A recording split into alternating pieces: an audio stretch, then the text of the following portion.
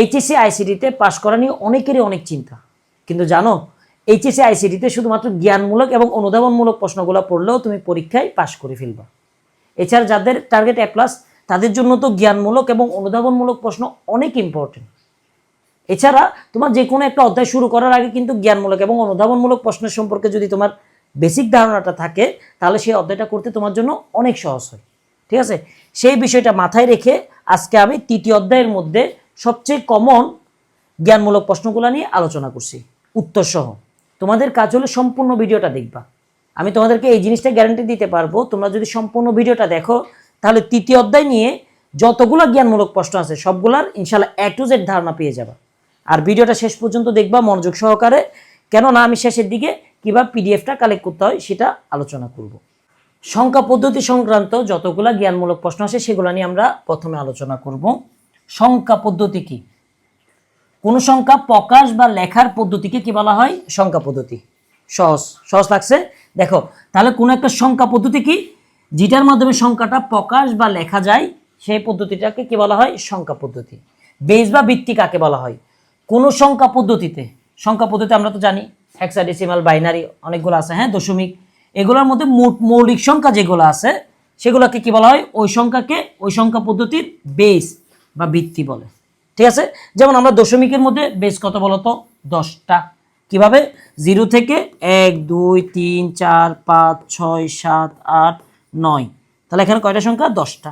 তাহলে এটা আমাদের বেসিক সংখ্যা। ঠিক আছে, দশমিকের মধ্যে 10টা সংখ্যা। এভাবে বাইনারির মধ্যে 2টা সংখ্যা, 0 এবং 1। ঠিক আছে, এটা আর কি। অর্থাৎ সংখ্যা পদ্ধতিতে অনেকগুলো আছে, সংখ্যা পদ্ধতিগুলোর মধ্যে যতগুলো সংখ্যা আছে সেটাকে সেই সংখ্যার পদ্ধতির কি বলা হয়? বেস বা ভিত্তি বলা হয়। ঠিক আছে, বুঝছো? পজিশনাল সংখ্যা পদ্ধতি কি? যে সংখ্যা পদ্ধতিতে সংখ্যার প্রতিটি অঙ্কের মান তার অবস্থান এবং স্থানীয় মানের উপর নির্ভর করে তাকে কি বলা হয়? পজিশনাল সংখ্যা পদ্ধতি। যেমন ধরো 1 0, তখন 1-এর মানটা কি? 10 টাকা, দেখছো? আর অন্যদিকে যদি তুমি 0 1 দাও দশমিকের মধ্যে, তখন কিন্তু এটার মান হলে 1 টাকা, এখানে কিন্তু 10 টাকা। অর্থাৎ দেখো এটা কিন্তু মানটা পরিবর্তিত হচ্ছে। এখানে দেখো একক দশক, এটা কিন্তু দশক, এটা কিন্তু একক। ঠিক আছে, এই জিনিসটাকে কি বলা হয়? পজিশনাল সংখ্যা পদ্ধতি। রেডিক্স পয়েন্ট কি? পজিশনাল যেসব সংখ্যা পদ্ধতি, এই যে আমরা এখন দেখাইলাম, ঠিক আছে, 0 1 0 এবং 0 1, এই যে আমরা পজিশনাল জিনিসগুলো দেখাইলাম, এটার যে বিন্দুর সাহায্যে একটি পূর্ণাংশ এবং ভগ্নাংশ পৃথক করা হয় তাকে কি বলা হয়? রেডিক্স পয়েন্ট বলা হয়। ঠিক আছে, তারপর বাইনারি সংখ্যা পদ্ধতি। যে সংখ্যা পদ্ধতিতে 0 এবং 1 থাকে, ঠিক আছে, 2টা অঙ্ক থাকে, তাকে কি বলা হয়? বাইনারি সংখ্যা পদ্ধতি বলা হয়। এখন দেখো বাইনারি সংখ্যা পদ্ধতির ভিত্তি কয়টা? 2টা। এটা এমসিকিউতে আসতে পারে। ঠিক আছে, আমি এমসিকিউ সহ আলোচনা করবো এখানে, একটু শেষ পর্যন্ত দেখবা। তারপর আসো বিট কি? বাইনারি ডিজিটের সংক্ষিপ্ত রূপ হলো বিট। তাহলে যদি তোমাকে এভাবে বলে যে বাইনারি ডিজিটের সংক্ষিপ্ত রূপ কি? বিট। ঠিক আছে, অথবা যদি তোমাকে এটা বলে যে বিট কোথায় আলোচনা করা হয়, তাহলে বাইনারি ডিজিটে। বাইনারি সংখ্যার প্রতিটি অঙ্ককে বিট বলা হয়। বাইনারি সংখ্যার প্রতিটি অঙ্ককে কি বলা হয়? বিট বলা হয়। বাইট কাকে বলা হয়? বিট যখন 8টা হবে, বিট যখন কয়টা হবে? 8টা, সেই সমষ্টিটাকে কি বলা হয়? 1 বাইট বলা হয়। তাহলে 1 বাইট মানে কতটা বিট? 8টা বিট। চিহ্নযুক্ত সংখ্যা কাকে বলে? ধনাত্মক এবং ঋণাত্মক সংখ্যা প্রকাশের জন্য সংখ্যার পূর্বে যোগ বা বিয়োগ চিহ্ন ব্যবহার করলে তাকে কি বলা হয়? চিহ্নযুক্ত সংখ্যা বলা হয়। যেমন -21, এটা চিহ্নযুক্ত সংখ্যা। ঠিক আছে, চিহ্নযুক্ত সংখ্যা। একের পরিপূরক কি?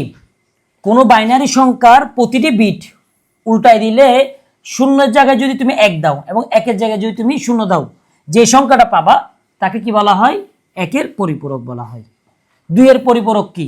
তুমি যদি 1-এর সাথে 1 যোগ, হ্যাঁ দেখো আমি বলি, কোনো একটা বাইনারি সংখ্যার 1-এর পরিপূরকের সঙ্গে যদি আরেকটা 1 যোগ করলে যা পাওয়া যায় তাকে কি বলা হয়? 2-এর পরিপূরক। কোড কাকে বলা হয়? অঙ্ক, অক্ষর এবং বিশেষ যে কোনো চিহ্ন, সেগুলো তো কম্পিউটার বুঝবে না, সেজন্য তাকে বোধগম্য করার জন্য, তাকে বোঝানোর জন্য কি করা হয়? বিটের অদ্বিতীয় বিন্যাস করা হয়, বিটের ব্যবহার করা হয়, তাকে কি বলা হয়? কোড। তারপর আসো বিসিডি কাকে বলা হয়? Binary code decimal. Binary code এর ডেসিমালের সংক্ষিপ্ত রূপ কি? বিসিডি। তাহলে তোমাকে এটা বলতে পারে যে বিসিডি এর পূর্ণাঙ্গ রূপ কি? ঠিক আছে। এছাড়া দশমিক সংখ্যার প্রতিটি অঙ্ককে যদি তুমি 4 বিটের বাইনারিতে প্রকাশ করো তাকে কি বলা হয়? বিসিডি বলা হয়। এখন আজকের পুনরূপ কি? American standard code for information interchange, এর সংক্ষিপ্ত রূপ কি বলা হয়? আরসি। এটি কেন করা হয়? এটি 7 বিটের আলফা নিউমেরিক কোড। তাহলে এটা বলতে পারে আজকে কত বিটের? 7 বিটের। তোমরা যারা এইচএসসি পরীক্ষার পর Dhaka university, Chittagong university, Rajshahi university, এছাড়াও অন্যান্য যে বিখ্যাত ইউনিভার্সিটিগুলো আছে সবগুলোতে জিএসটি সহ এগুলোতে ভর্তি হতে চাও, হ্যাঁ, এবং এগুলোর জন্য পড়াশোনা করতে চাও, তাদের জন্য 2000 টাকার কোর্স মাত্র 570 টাকা দিয়ে, ঠিক আছে। এখন এখানে কি পাবা দেখো, এখানে সবকিছু পাবা, বাংলা, ইংলিশ, সাধারণ জ্ঞান এবং আইকিউর প্রতিটার জন্য অন্তত 30টা করে ক্লাস। এনাফ, তোমার আর অন্য কোনো জায়গায় পড়তে হবে না। কত টাকাই তো অপচয় করো, ঠিক আছে। কেন অন্যান্য জায়গায় তুমি হাজার হাজার টাকা দিয়ে ভর্তি হবা? তুমি অফারে মাত্র 570 টাকা দিয়ে ভর্তি হয়ে যাও। এটা পরীক্ষার 1 মাস পর্যন্ত চলবে। আর এই নাম্বার যোগাযোগ করিও। আর এখানে কি থাকবে আমি এখানে দিয়ে দিচ্ছি, ঠিক আছে। তারপর তোমাকে যদি বলে আলফা নিউমেরিক কোড কোনটি, তখন কি বলবা? আরসি, ঠিক আছে। এখন আসো, ইউনিকোড কাকে বলা হয়? বিশ্বের মধ্যে বিভিন্ন ভাষার অক্ষরকে কম্পিউটারে প্রকাশ এবং আদান প্রদান করার জন্য আন্তর্জাতিক মানসম্পন্ন একটা কোড আছে, সেটাকে কি বলা হয়? ইউনিকোড। বিষয়টা বুঝতে পারছি। বুলিয়ান আলজেব্রা কাকে বলা হয়? 0 এবং 1 এর উপর ভিত্তি করে একটা বিশেষ ধরনের বীজগণিতকে কি বলা হয়? Boolean algebra. তাহলে তোমাকে সহজ ভাষায় এটা লিখতে পারো, বুলিয়ান আলজেব্রা কাকে বলা হয়? বীজগণিতকে, বিশেষ ধরনের একটা বীজগণিতকে কি বলা হয়? বুলিয়ান আলজেব্রা বলা হয়। সেটা কিসের উপর ভিত্তি করে? এই তো 0 এবং 1 এর উপর। বুলিয়ান সত্যসিদ্ধ কাকে বলা হয়? দেখো, বুলিয়ান আলজেব্রা বীজগণিত বলছিলাম না, সেখানে যোগ করতে গেলে অথবা গুণ করতে গেলে কতগুলো মৌলিক নিয়ম আছে, সেটাকে কি বলা হয়? বুলিয়ান সত্যসিদ্ধ। তাহলে আরেকটা বার দেখো, সত্যসিদ্ধ মানে কি? যেটা কখন চেঞ্জ হবে না, হ্যাঁ, মৌলিক নিয়ম। তাহলে বলবো সত্যসিদ্ধ মানে কি? মৌলিক নিয়ম। তাহলে বুলিয়ান সত্যসিদ্ধ মানে কি? আলজেব্রার যোগ অথবা গুণ করতে গেলে যে মৌলিক নিয়মগুলো আমাদের ফলো করতে হয় সেটাকে কি বলা হয়? বুলিয়ান সত্যসিদ্ধ। এখন আসো, বুলিয়ান ধ্রুবক কাকে বলা হয়? বুলিয়ান অ্যালজেব্রায় যার মান সবসময় নির্দিষ্ট থাকবে, ধ্রুবক সবসময় নির্দিষ্ট থাকবে, তাকে কি বলা হয়? বুলিয়ান ধ্রুবক। সত্যক সারণী কাকে বলা হয়? দেখো, সারণীর মধ্যে আমরা কি করি? সবকিছু প্রকাশ করি না, এখানে সবকিছু প্রকাশ করবে। একটু দেখো, যে সারণীর মাধ্যমে লজিক গেট এবং লজিক ফাংশনের সম্ভাব্য সকল ইনপুট এবং আউটপুট কি করা হয়? প্রকাশ করা হয়, ঠিক আছে, প্রকাশ করা হয়, তাকে কি বলা হয়? সত্যক সারণী বলা হয়। সত্যক সারণী মানে যেখানে সত্য প্রকাশ করা হয়। এভাবে মাথায় রাখতে পারো, কোন ধরনের সত্য প্রকাশ করা হয়? তোমার লজিক গেট এবং লজিক ফাংশনের যতগুলো ইনপুট এবং আউটপুট আছে সবগুলো যেখানে প্রকাশ করা হয় তাকে কি বলা হয়? সত্যক সারণী। লজিক গেট কাকে বলা হয়? বুলিয়ান অ্যালজেব্রার মৌলিক কাজ বাস্তবায়নের জন্য ব্যবহৃত ডিজিটাল ইলেকট্রনিক সার্কিটকে, দেখো, ডিজিটাল ইলেকট্রনিক সার্কিট, এটাকে কি বলা হয়? লজিক গেট বলা হয়। মৌলিক লজিক গেট কোনটি? তাহলে এন্ড, অর এবং নট গেটকে কি বলা হয়? মৌলিক লজিক গেট বলা হয়। এগুলো কিন্তু এমসিকিউর জন্য ইম্পর্টেন্ট। সার্বজনীন গেট, যে গেটের সাহায্যে যে কোনো ধরনের লজিক সার্কিট বাস্তবায়ন করা যায়, যে কোনো ধরনের লজিক সার্কিট কি করা যায়? বাস্তবায়ন করা যায়, তাকে কি বলা হয়? সার্বজনীন। সার্বজনীন মানে সবার জন্য, তাকে সার্বজনীন গেট বলা হয়, যেমন নেন্ড এবং নর। সমবায় সার্কিট কাকে বলা হয়? যে ডিজিটাল লজিক সার্কিটের আউটপুট শুধুমাত্র বর্তমান ইনপুটের উপর নির্ভর করে, তাকে কি বলা হয়? সমবায় সার্কিট বলে, ঠিক আছে। সিকোয়েন্সিয়াল সার্কিট কাকে বলা হয়? যে ডিজিটাল লজিক সার্কিটের আউটপুট বর্তমান ইনপুট এবং আগের যে ইনপুটটা আছে অবস্থা সেটার উপর নির্ভর করে, তাকে কি বলা হয়? সিকোয়েন্সিয়াল সার্কিট বলা হয়। সাইন বিট কাকে বলা হয়? চিহ্নযুক্ত সংখ্যার ক্ষেত্রে সংখ্যাটা কি ধনাত্মক মানে প্লাস নাকি ঋণাত্মক নাকি মাইনাস সেটা নির্দেশ করার জন্য সর্ববামের বিটকে কি বলা হয়? সাইন বিট বলা হয়।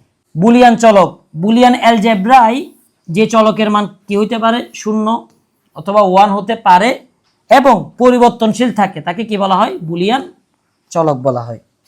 এগুলো যদি কিছুক্ষণ আগে পড়েছি তাও একটু দেখে নাও। মৌলিক লজিক গেট কয়টা? 3টা, এই তো, এন্ড, অর এবং নট। তারপর সার্বজনীন গেট কয়টা? দেখো, সার্বজনীন গেট 2টা, এগুলো এমসিকিউর জন্য লাগবে, ন্যান্ড এবং নর। এখন আমরা এনকোডার এবং ডিকোডার দেখব, যদিও এগুলো অনেক সময় সিলেবাসে থাকে না, ঠিক আছে, একটু দেখে নাও। এনকোডার হলো এমন একটি সমবায় সার্কিট, তাহলে কি এনকোডার কি এক প্রকার সমবায় সার্কিট। এটা কি করে 20 ইনপুটকে অ্যান্টি বাইনারি আউটপুটে রূপান্তর করে, অর্থাৎ 20 হবে কিন্তু সেটাকে অ্যান্টি বাইনারিতে কি করবেন উনি বের করবেন। এখন আসো ডিকোডার।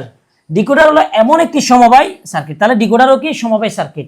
এটা কি করে অ্যান্টি বাইনারি ইনপুটকে 20 বাইনারি ইনপুটে আউটপুটে রূপান্তর করবে, অর্থাৎ ওইটার বিপরীত। ঠিক আছে, তাহলে ডিকোডার এবং এনকোডার সংজ্ঞাটা মুখস্থ করে ফেলবা। ঠিক আছে, এখন আসে এডার কি। এডার হলো এমন একটি সমবায় সার্কিট যার সাহায্যে বাইনারি সংখ্যার যোগ হয়। দেখো এডার মানে কি অ্যাড, এই দেখো অ্যাড অ্যাড যোগ করা, বলো যেখানে যোগ হয় বাইনারি সংখ্যা যোগ হয়। এখন আসো কাউন্টার কি। কাউন্টার হলো এমন একটি সিকোয়েন্সিয়াল সার্কিট। তাহলে যদি তোমাকে কখনো বলে সিকোয়েন্সিয়াল সার্কিট কোনটি, কাউন্টার, যা ইনপুট পালসের সংখ্যা গণনা করে। ফ্লিপ ফ্লপ কি। ফ্লিপ ফ্লপ হলো এক বিট তথ্য সংগ্রহকারী সিকোয়েন্সিয়াল সার্কিট। রেজিস্টার কি। রেজিস্টার হলো একাধিক ফ্লিপ ফ্লপের সমন্বয়ে গঠিত, যা বাইনারি তথ্য সংরক্ষণের জন্য ব্যবহার করা হয়, তাকে কি বলা হয়, রেজিস্টার বলা হয়। তাহলে একটু দেখো রেজিস্টার কেন করা হয়, বাইনারি তথ্যগুলো সংরক্ষণ করার জন্য, বাইনারি তথ্যগুলো সংরক্ষণ করার জন্য। আর এখানে কতগুলা ফ্লিপ ফ্লপ থাকে, অনেকগুলা ফ্লিপ ফ্লপ থাকে। ঠিক আছে, তো এটাই। তো তোমরা কি করবা, সম্পূর্ণ পিডিএফটা কালেক্ট করে পড়া শুরু করে দিবা। ঠিক আছে, তুমি যেই সালেরই হও না কেন, মানে এগুলার বাইরে ইনশাল্লাহ সাধারণ জ্ঞান এগুলোর বাইরে আসবে না। আমি তোমাকে টোটাল বেসিকটা দিয়ে দিছি। তোমার কাজ হলো, আমি এরকম প্রতিটা অধ্যায় দিয়ে দিব, তোমার কাজ হলো ভাইয়া পিডিএফটা নিয়ে পড়াটা শুরু করে দাও।